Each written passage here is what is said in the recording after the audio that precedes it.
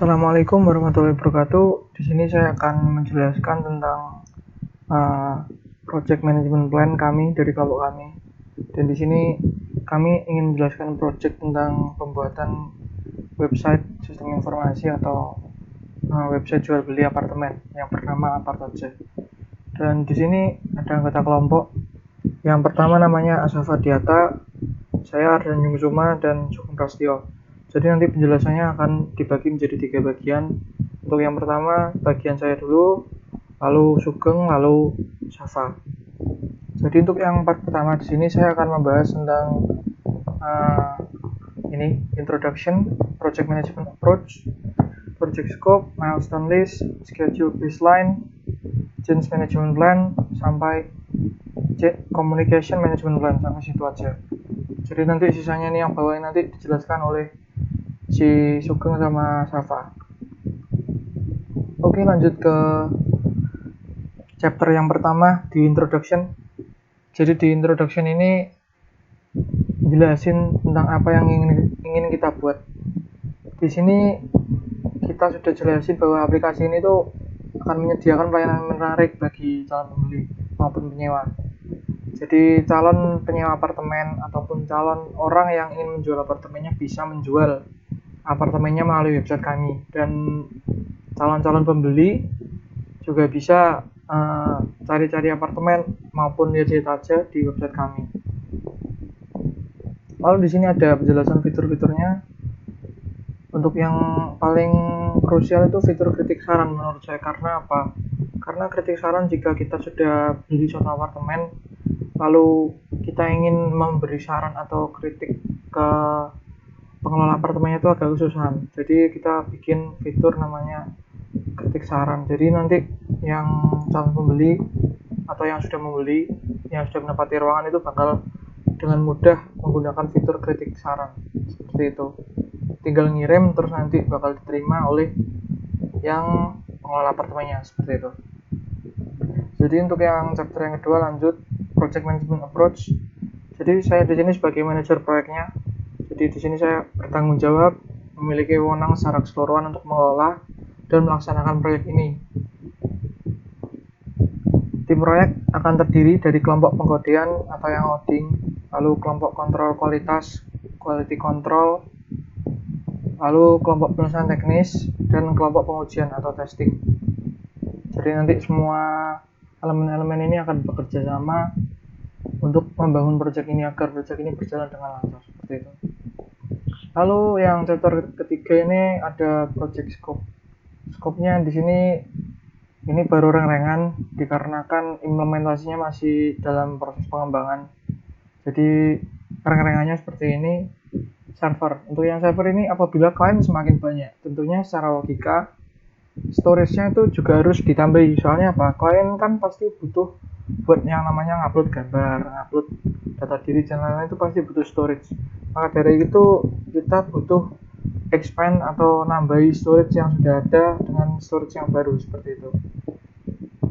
Untuk yang requirement project-nya ini ada 3. Jadi ini baru reng-rengan aja buat dari tim kami, code editor, software buat ngoding websitenya, lalu storage laptopnya buat sementara bikin server lokalnya seperti itu. Lalu untuk memori laptopnya ini buat ngeran servernya secara lokal sementara buat testing aja. Lanjut ke milestone list. Jadi bagian-bagian ini mencantumkan jadwal utama dari proyek Apartaja. Bagian ini tuh hanya terdiri dari jadwal proyek utama seperti penyelesaian fase proyek dan lain-lain. Tapi untuk fase yang lebih kecil nanti bakal ada penjabarannya tersendiri, tapi tidak dimasukkan dalam milestone list. Karena apa? Milestone list ini isinya cuma yang inti-inti aja, cuma yang besar-besar aja, istilahnya seperti itu. Untuk milestone list yang pertama di sini complete database system modeling. Jadi yang pertama ini timnya analis sama programmernya ini nanti bakal berdiskusi mengenai database modelingnya seperti apa yang baik. Setelah mendapatkan modeling yang baik, maka lanjut ke mockup aplikasi, melakukan mockup desain aplikasinya seperti itu. Jadi nanti bakal bikin mockupnya seperti melalui Figma dan lain-lain. Jadi nanti websitenya itu sebelum di coding itu dibikin makamnya dulu, dinilai apakah UI-nya sudah bagus. Kalau serasa sudah bagus dan cocok menurut stakeholder dan sponsornya, maka langsung aja di ACC. Saat di ACC langsung lanjut ke tahap coding. Jadi nggak langsung ngoding. Karena apa? Karena kalau ngoding langsung itu bakal lama. Misalnya sudah terlanjur ngoding UI-nya tapi desainnya tidak di ACC, kan capek nanti yang ngoding 2 kali. Misalnya seperti itu. Jadi ini untuk ada date-nya juga. Date-nya ini seperti batasnya deadline-nya lah, seperti itu. Lalu untuk yang terakhir ini testing dan debugging. Jadi testing dan debugging ini setelah website selesai, nanti fungsionalnya tuh bakal dicek sama testernya. Apakah fitur ini sudah berjalan dengan baik, alur kerjanya dari website ini tuh sudah baik atau belum. Dan jika ada error nanti bakal dikonsultasi sama programmernya buat di fix lagi sebelum di launching, seperti itu dulu. Lalu lanjut ke schedule, baseline, dan WBS, Work Breakdown Structure. Oke. Jadi di sini gambaran dari WBS proyek kami. Alur-alurnya seperti apa saja. Jadi yang pertama kita analisa dulu kebutuhannya apa. Lalu kita kumpulin informasi yang dibutuhkan itu apa aja. Lalu kita seleksi dulu informasi yang sekiranya dibutuhkan atau tidak. Lalu kita disajikan informasinya yang sudah kita seleksi itu disajikan. Yang siap pakai, yang siap diimplementasikan ke sistem nanti seperti apa. Lalu setelah itu kita analisa lagi proses kerjanya. Lalu kita analisa nanti sistemnya berjalannya itu seperti apa, kita analisa. Lalu kita baru membuat jalur programnya. Jadi nggak langsung coding, kita buat jalurnya dulu. Setelah ini ngapain. Jadi register dulu, setelah register baru bisa lihat-lihat apartemen, setelah verifikasi baru bisa beli, contohnya seperti itu. Lalu analisis kebutuhan programming, jadi kita nanti nentuin bahasa program apa yang cocok buat aplikasi atau software yang bakal kita launching ini nanti. Lalu setelah itu kita listing kode programnya, lalu setelah itu kita nulis logikanya dari bahasa program yang sudah kita pilih. Jadi di sini keputusannya finalnya menggunakan bahasa PHP untuk yang websitenya. Lalu mendesain interface program, testing, debugging. Setelah itu baru tahap implementasinya seperti itu. Jadi implementasi ini seperti beta dulu, beta testing dulu. Ini penjelasan dari WBS-nya. Jadi proyek apa saja ini terdiri dari paket kerja di jam lebih 35 jam kerja, tapi setidaknya 3,5 jam kerja. Dan paket kerja ini dikembangkan melalui kolaborasi erat antara anggota tim proyek. Jadi semuanya bakal kolaborasi, baik dari analis, lalu yang ngoding, lalu yang testing, dan yang ikut beta tester juga bakal kolaborasi. Dan tidak lupa untuk project yang stakeholder dan sponsor juga bakal kolaborasi buat dimintain saran atau masukan buat yang bagian mungkin apakah website ini sudah cocok menurut mereka atau belum, atau perlu tambah fitur apa, nanti bakal kolaborasinya seperti itu. Lalu untuk change management plan, jadi di sini ada change management plan. Jadi di sini gunanya nanti langkah-langkah yang akan dilakukan dalam mengawasi perubahan-perubahan yang mungkin terjadi selama pelaksanaan proyek. Di sini ada 6 langkah. Jadi langkah pertama itu kita identifikasi dulu kebutuhan adanya perubahan stakeholder. Jadi stakeholdernya minta adanya perubahan apa, harus tertulis, disampaikan secara tertulis. Jadi nanti setelah disampaikan dikasihkan ke project managernya bakal mengunci permintaan dari stakeholdernya dan dicek permintaannya itu seperti apa. Lalu setelah itu kita bakal evaluasi dulu, evaluasi terhadap dampak perubahan perencanaan, terutama pada biaya proyek. Jadi kan kalau misalnya ngubah kan otomatis spesifikasinya misalnya minta webnya ditambahin fitur apa, fitur upload video, misalnya upload video buat apartemennya tuh nanti didemoin, misalnya interiornya di demonya pakai video, itu kan otomatis kan bakal ubah buat biaya servernya harus lebih kuat. Saat misalnya buat upload video, buat nyimpen video, storage-nya harus lebih besar juga, pastinya kayak gitu. Lalu langkah keempat, memasukkan semua permintaan perubahan. Langkah kelima ini, keputusan mendiskusikan proposal perubahan tersebut dan memutuskan apakah permintaan perubahan tersebut diterima atau tidak berdasarkan semua informasi yang ada. Jadi setelah langkah-langkah yang di atas itu dilakukan, langkah kelima ini kita diskusikan proposalnya ini sudah patut diimplementasikan enggak untuk sistemnya ini, seperti itu. Lalu yang keenam, melaksanakan perubahan. Jika permintaannya sudah diterima di ACC, maka project manager bakal menginstruksiin ke semua timnya untuk melakukan penambahan fitur maupun perubahan fitur sesuai yang diminta oleh stakeholder-nya, seperti itu. Lalu lanjut ke communication management plan. Jadi ini adalah tabel komunikasi yang isinya komunikasi ini apa aja sih komunikasi yang bakal ada di proyek ini, seperti itu. Jadi di sini ada laporan status mingguan yang isinya tuh nanti email laporan progresan. Jadi mingguan ini kita lakukan email progresan udah sampai mana, apakah ada error ataukah ada bug yang susah ditangani oleh satu programmer, nanti bakal dilengkapi oleh programmer yang lainnya, seperti itu. Jadi formatnya ini kita pakai email. Lalu yang partisipannya yang ini ya, project sponsor, project team, dan stakeholdernya semua bakal berkolaborasi untuk memberi saran, memberi kritik maupun memberi progresan, seperti itu. Tapi intinya di sini kita ingin memberi progresan kepada stakeholder sponsornya, seperti itu. Lalu untuk meeting mingguan tim projectnya, kita ini bahas kendala dan saran, tapi ini bedanya ini face to face langsung, jadi lebih ke project timnya. Jadi project timnya bakal ketemuan buat bahas tentang produk yang kita buat ini kendalanya seperti apa. Lalu setelah itu kita review kode projectnya setiap bulan. Jadi setelah bikin codingannya tadi, setiap bulan kita review apakah sudah menurut project manajernya apakah sudah efektif atau belum, atau kurang apa nanti bakal dikasih saran dan kritik saat meeting bulanan ini. Lalu setelah itu review testing debugging project ini cuma saat dibutuhkan aja. Jadi saat project timnya minta bagian ini sudah selesai, tolong dites atau didebug, baru kita melakukan meeting yang ini buat testing dan debugging codingannya ini sudah enak atau belum, enak dipakai atau belum, efektif atau belum, seperti itu. Lalu desain technical interview. Jadi di sini kita lebih ngebahas ke teknikalnya melalui UI UX-nya tuh seperti apa, komunikasi antar sistem ke usernya tuh seperti apa. Nanti bakal dibahas di meeting yang ini. Ini juga requestan saat dibutuhkan aja. Jadi misal sudah selesai, nanti kita bakal manggil stakeholder sponsor buat nyobain fitur-fitur yang sudah kita buat. Jadi ini ada tabel peran anggota projectnya, sudah dijelaskan di sini.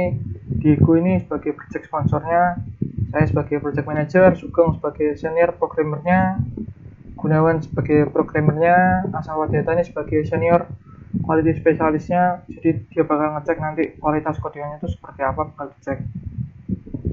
Dan lain-lain ini sebagai quality specialist writer, Vertigi, lalu Agung Hadi sebagai technical writer-nya. Nanti kalau ada apa-apa bakal ditulis sama si Adi buat nanti dibahas di meetingnya, seperti itu. Lalu untuk Ahmad Kolil ini buat testingnya ini setelah si kualitasnya ini udah dites, lalu dites lagi oleh si Ahmad Kolil, seperti itu. Oke, untuk yang cost management plan ini nanti bakal dilanjutin buat next sesi, yaitu dilanjutin oleh Sugeng, nanti bakal dilanjutin. Assalamualaikum warahmatullahi wabarakatuh. Nama saya Sugeng Prastio. Saya dari kelas TI 2B, nomor absen 27. Sekarang saya akan menjelaskan tentang cost management plan. Cost management plan yaitu di sini project manager bertanggung jawab terhadap pengelolaan dan pelaporan biaya project selama durasi project berlangsung. Jadi project manager akan menyajikan dan mereview biaya project selama review project bulanan. Project manager juga bertanggung jawab dalam perhitungan deviasi atau simpangan biaya dan menyajikan pada project sponsor. dengan berbagai alternatif solusi untuk kembali sesuai dengan anggaran yang telah ditetapkan. Jadi di cost manager plan ini, project manager bertanggung jawab penuh untuk pengelolaan dan pelaporan biaya. Lalu selanjutnya kita ke procurement management plan. Di sini sudah tertera untuk item hardware, tim membutuhkan pengadaan hardware untuk server. Untuk tanggalnya tertera tanggal 20 bulan 3 2019. Lalu untuk software, tim membutuhkan pengadaan software untuk pengembangan dari menjalankan sistem. Ini tertera tanggal 23 bulan 3. Lalu untuk item lagi untuk internet, pengembangan internet dengan provider. Ini pengadaan pada tanggal 21 bulan 3. Lalu kita lanjutkan ke project scope management plan. Scope dari project sistem informasi apa aja, termasuk initiating, planning, executing, controlling, dan closing. Software ini diharapkan dapat memenuhi standar fungsional organisasi, dan apabila melebihi maka tambahan requirement akan dicantumkan dalam project charter. Lalu kita ke schedule management plan. Pembuatan jadwal project dilakukan dengan Microsoft Word 2017. Berikut adalah ringkasan timeline proyek. Di sini tertera untuk bulan Februari, pembuatan proposal tanggal 3 dan 4. Untuk analisis kebutuhan tanggal 3, 4 sampai tanggal 1 Maret.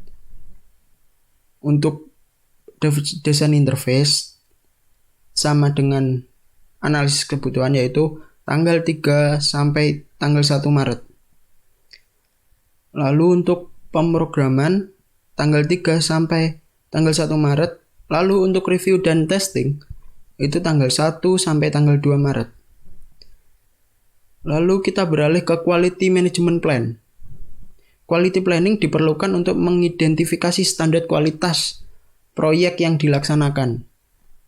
Dengan adanya quality control, maka produk atau proyek ini akan dijamin kualitasnya dan akan berjalan sesuai dengan yang diinginkan. Lalu kita beralih ke risk management plan. Efisien tapi tidak efektif. Sistem informasi apa aja ini bisa sangat efisien dalam inputan data yang dilakukan dan lebih cepat daripada manual. Tetapi juga bisa mengalami duplikasi data. Untuk menghindari adanya duplikasi data, kami sebagai tim menggunakan risk breakdown struktur, yaitu RBS. Selanjutnya akan dijelaskan lebih lanjut oleh teman saya, yaitu Safa. Terima kasih. Nama saya Ahmad Sabadiata dari kelas T2B. Kali ini saya akan menjelaskan tentang project management plan di aplikasi apa aja. Untuk kali ini saya ke bagian tugas yang mulai dari risk register sampai sponsor acceptance. Yang lainnya sudah kerjakan teman saya berdasarkan pembagian yang sudah disesuaikan sebelumnya. Dan mari kita cari untuk yang risk registernya yang sudah saya kerjakan. Untuk risk register adalah bagian yang akan mengidentifikasi risiko apa saja yang mungkin terjadi, menentukan ukuran, peluang terjadinya risiko dan dampak yang ditimbulkannya, serta menentukan respon yang mungkin diberikan untuk menyelesaikan suatu masalah atau risiko yang terjadi. Output risk register, peluang terjadinya risiko, probability dan dampak yang ditemukan dalam kurung impact menggunakan skala sebagai berikut. Level 1 very low, kode VL. Level 2 low, kode L. Level 3 medium, kode M. Level 4 high, kode high. Level 5 very high, kode very high. Dan ini adalah salah satu Dan ini adalah tabel yang berisikan list register. Pertama, nomor 1, hardware listnya adalah hardware requirement. List triggernya spesifikasi hardware untuk server tidak sesuai dengan kebutuhan. Probability L, impact tinggi, responsibility, response ganti atau kurangi kebutuhan hardware. Untuk yang operating system, sistem operasi tidak sesuai dengan kebutuhan aplikasi. Lalu untuk mengatasinya adalah menyesuaikan sistem operasi yang sesuai untuk aplikasi. Design interface change, permintaan klien yang berubah, mengganti desain sistem. Performance, koneksi internet tidak stabil, meningkatkan bandwidth koneksi internet. Quality, beberapa fitur tidak berjalan dengan baik, memperbaiki masalah. Security, sistem diretas oleh seorang hacker. Cara mengatasi masalahnya adalah dengan meningkatkan keamanan sistem. Vulnerability HR, kegagalan staff. Untuk mengatasinya adalah dengan cara melakukan seleksi dan pelatihan sebelum menggunakan aplikasi. Fraud, melakukan kecurangan. Mengatur level pada setiap user sehingga dapat diketahui siapa saja yang melakukan kecurangan. Human resource resign, konflik. Penggantian staff, wither tidak ada karena dalam ruangan. Disaster, kemungkinan belum ada. Unexpected event, kebakaran atau mati listrik. Mengatasi masalahnya adalah dengan pemindahan tempat pengerjaan. Estimating biaya, melakukan beberapa planning ketika adanya penaikan dana. Planning, pengembangan yang satu terlalu sulit, jadwal tidak sesuai. Mengatasi masalah adalah dengan analisa masalah dan mengembangkan staff serta membuat planning selanjutnya dengan optimal. Communication miss, mengatasi masalah adalah komunikasi offline dan offline. Controlling, mengontrol secara disiplin. Staff management plan, dalam mengerjakan proyek akan terdapat banyak staff yang dibutuhkan untuk pelaksanaan proses pengerjaan proyek proyek 4 aja. Aktivitas intended the project, jumlah staff 3. Kemudian di sini karena staffnya hanya 3 orang, maka kita akan bergantian dalam pengerjaan proyek ini. Artinya seluruh anggota tim akan mengerjakan proyek sesuai dengan job desk yang telah disepakati sebelumnya. Jadi untuk pengerjaan proyek ini, setiap orang sudah mendapatkan sebuah daftar apa saja yang dikerjakan pada saat pertama kali akan membangun aplikasi ini. Project manager tidak terlihat langsung dalam pembuatan aplikasi, namun project manager bekerja pada tahap inisiasi karena dalam tahapan tersebut ada proses pembuatan dokumen project plan. Hal ini disesuaikan dengan tugas seorang project manager untuk membuat dokumen project plan. Pada tahap implementasi, resource dibagi menjadi 2, yaitu untuk proses implementasi dan testing. Implementasi meliputi proses pembuatan database dan pengembangan sistem atau coding, sementara testing dilakukan oleh kelayakan sistem sebelum dikirimkan ke project owner atau pemilik. 4 aja. Resource calendar, resource name, project manager, komponen 100%. Ya seperti ini saja seperti pada umumnya. Cost baseline adalah biayanya. Project based planning, perencanaan, budget 10 juta, komen pekerjaan dihitung tiap per hari, desain 15 juta, pengerjaan dihitung per hari, coding 30 juta, pekerjaan dihitung per hari, testing 20 juta, pengerjaan dan hasil, section and close out 15 juta. Pekerjaan ini dihitung per hari dalam perbaikan dan masalahnya serta serah terima terakhir.